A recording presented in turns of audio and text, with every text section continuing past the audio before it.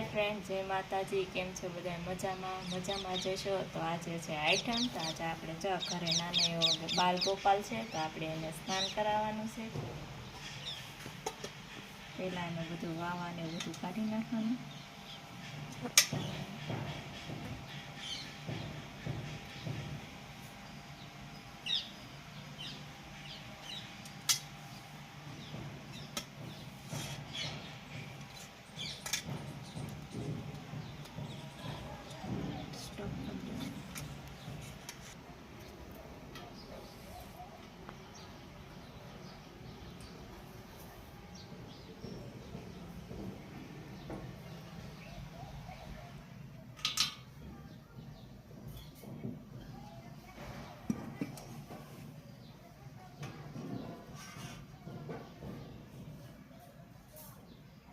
Stop હતો।